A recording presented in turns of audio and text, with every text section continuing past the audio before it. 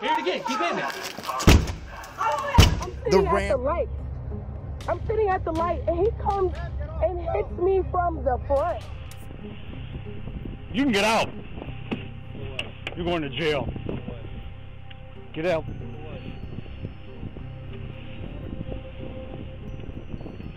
a seat in my car. We'll make shit up as we go.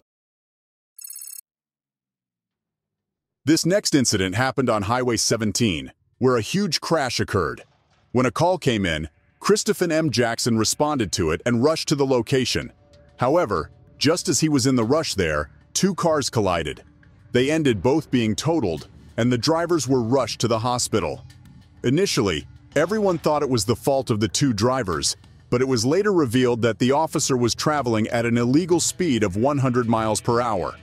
A dashcam video was released, and on it, the police officer can be seen crashing into a Toyota Corolla entering the highway.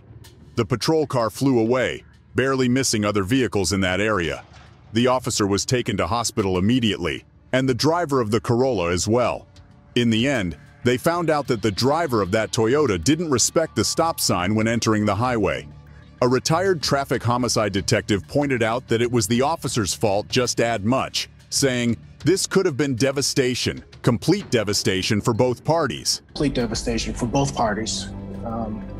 An inch either way or a foot either way could have... It later turned out that the officer was rushing to another scene, where a 17-year-old kid with autism was threatening somebody. The problem that they exposed was this. It looks like it was a low-profile police car, meaning no roof lights, only inside the car, and that reduces the visibility of the car, said Levesque. When you're driving with your siren on about 88 miles per hour, you're outrunning your siren. People can't hear it. It's important to point out that the officer had both his audible siren and lights turned on when the incident happened. It was later discovered that the officer was actually going 77.5 miles per hour. But even though it might seem like the driver of the Corolla should have heard the siren, there's another problem, suggesting otherwise. 5 seconds prior, he was at 107. We don't know what he was doing. As if that's not enough, the officer wasn't even wearing a seatbelt, which there's no excuse for. Plus, he was going almost twice the speed allowed, as the limit in that area is 45. The Corolla driver, on the other hand, was charged for violating a stop sign and suffered a broken leg and an arm. The incident has placed the guilty officer on an administrative leave on March 24th. Later, after the investigation unfolded, he was removed from his position. Inarguably, it was the officer who was the main reason for the unfortunate event, and it's obvious why you shouldn't speed, even if you're kind of got the permit to, due to an emergency call. The video you have not seen of a botched raid by Metro Police. News 4 Investigates obtained it, and it shows why the city's interim police chief is so angry about what happened here to an innocent family. News 4 Investigates exposed that Metro Police raided the wrong apartment back on August 18th. We've heard of stories where police officers break into the wrong apartment, but this one is on another level. In 2020, the police had been looking for a teenager who was allegedly stealing cars. After a report, the police got an address, to which they rushed and started breaking into the apartment. It later turned out that they got the wrong address. The officers are fully armed, even wearing bulletproof vests. Early in the morning, they started breaking down the front door when everyone inside was asleep. This led to a confusion inside, and a voice was heard saying, "What's going on?" The problem was that they were looking for a 16-year-old suspect accused of stealing multiple cars, but looked into an old database where the address shown was the wrong one. The criminal hasn't been living there for several years now, yet nobody knew that, and they still broke in. Hit it again. Keep hitting it. The policemen that messed the whole thing up were punished severely. In charge that day, Harrison Dooley received a demotion and a 10-day suspension without pay, while the others got a 28-day suspension and a 30-day suspension with a demotion. All of them were also supervised strictly for the next 5 years, and any wrongdoing would have resulted into an immediate dismissal from their job. Even the chief made a statement on the incident. Have happened. This mother and her children should not have been subject to this type of... He went on saying, "One thing I have talked about at least for the last month is de-escalate, de-escalate, de-escalate. And in this particular situation, we didn't de-escalate. We are actually escalating, in my opinion, and we could have prevented this. In the end, nobody was injured or hurt, but it did traumatize the family severely. This is Officer John Kovach, who's trying to find his daughter.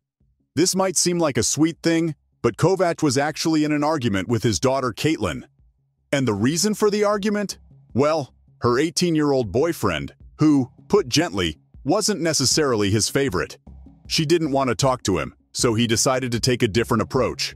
After calling her several times without her responding, he tracked down her laptop and went to the location it was displaying. At the location, he spotted his daughter's boyfriend's car, turned on his lights, and stopped him right away. You can get out. You're going to jail. Get out.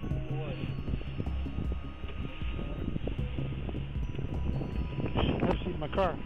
We'll make shit up as we go. Noticing his girlfriend's dad has just stopped him, Mackay Coleman, the boyfriend, didn't resist and walked straight to the officer's cruiser and took a seat in the back. Right after that, the owner of the house nearby, where Caitlin's laptop was located, Gloria Morales, rushed out of her house. Why? Because her children were in the car alongside Coleman. Instantly, Kovach tells Morales he's about to search her home, which she initially agrees with. Daughter in there? Would like to check? She's not here. Why is her computer there? I just come home and make dinner. My kids went to home.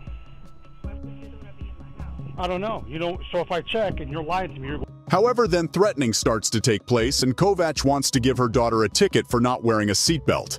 Morales then demands a warrant, which leads Kovach to start arguing with her daughter, telling her that she's about to go to court where she can plead her case because she appears to be resisting.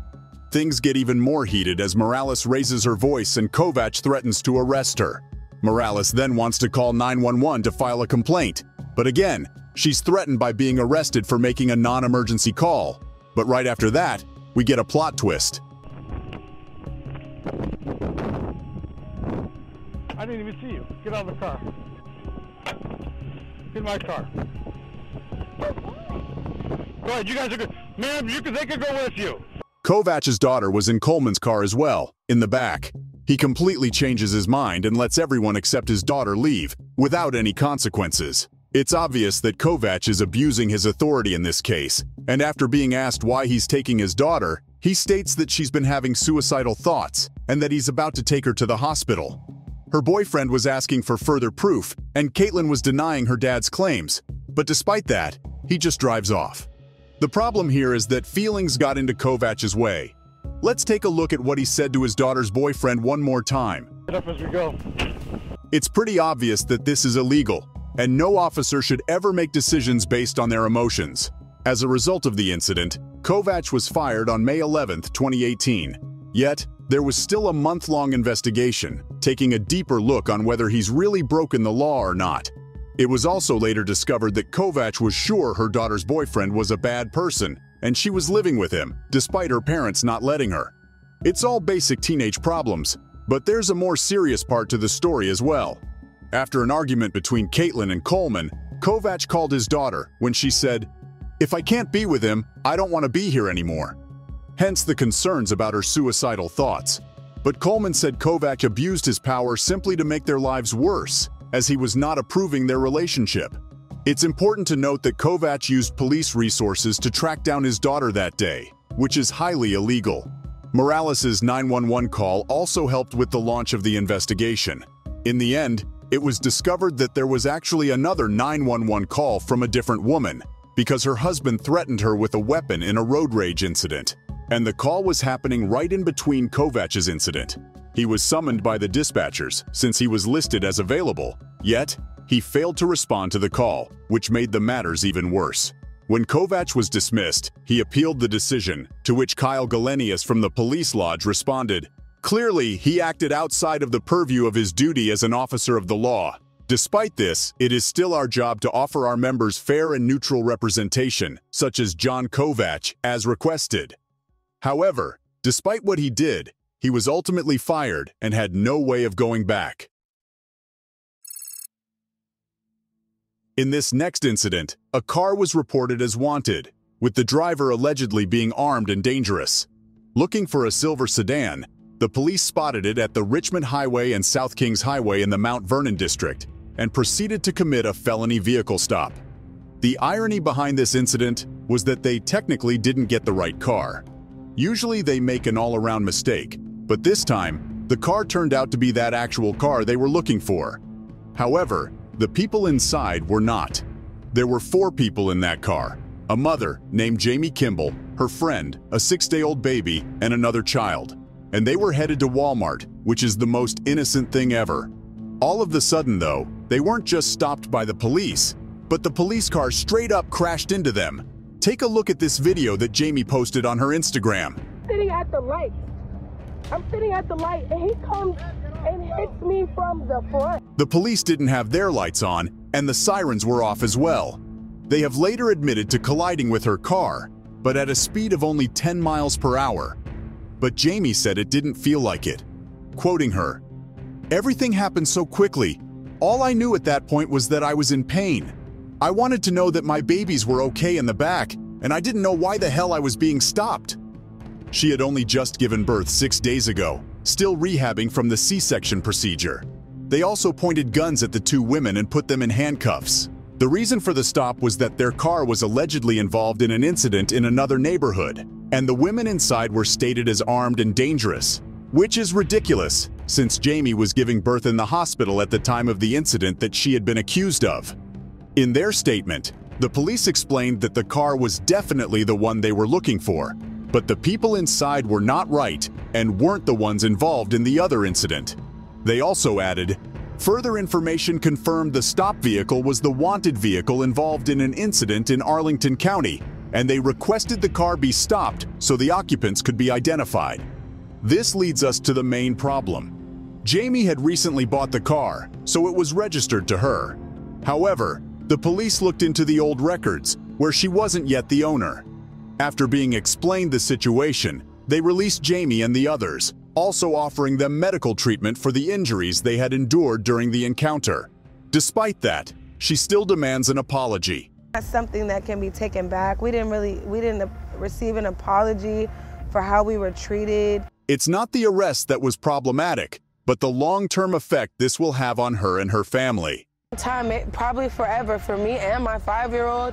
This will forever affect us.